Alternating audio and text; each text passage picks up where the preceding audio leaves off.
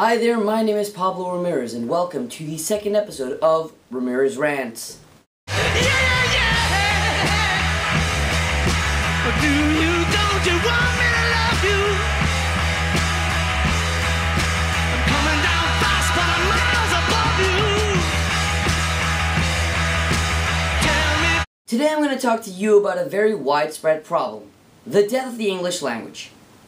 Now before I begin, let me add a disclaimer and explain that I do understand that sometimes we have a limited number of characters that we can use or a limited number of time that we have at our disposition.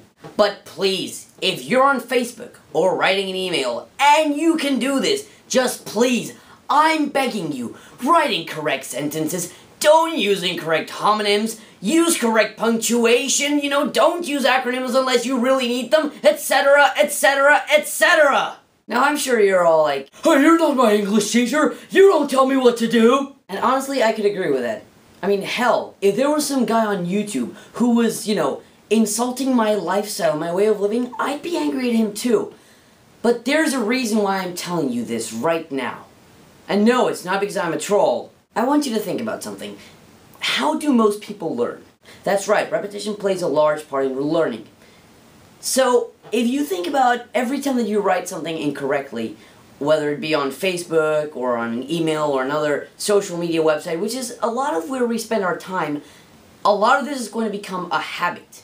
And these habits are going to repeat over and over again to the point where they're going to spill out of our online life and go into real life. Have you heard the story of the college professor who quit because he received so many essays with so many obvious and yet absurd grammatical mistakes? And I'm talking about apostrophes, your and your, there and there. I mean, I'll be on Facebook, right?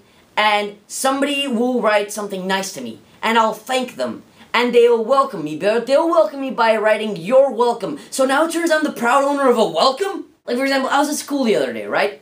And there's this video for this one thing that we were supposed to do on a football game or something like that, where we were supposed to wear two shirts, and when this specific player entered the field, we should take off the top shirt and start waving it around. But the announcement said, and I quote, "Ish, when X player enters the field, students should take off their shirt."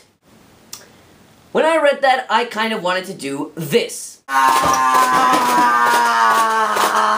Okay, maybe I exaggerated, but I was kind of annoyed, I'm not gonna lie. Now listen, you can call me a grammar Nazi, I can take that. I also understand that we live in such a fast-paced time where we have to write quickly, and so we abbreviate words, or we, spell a few typos here and there. I can understand that too. The problem is when we do it over and over and over and over and over again, to the point where it becomes the norm. And 10 years' time, when we are our future jobs, we are going to be writing in such a way that people will look at us as unprofessional dumpsticks. You do know that now they will troll you in the comments by writing grammatically incorrect comments, right? Yeah, I do, but the difference is that they're doing it on purpose, like, to mess with me.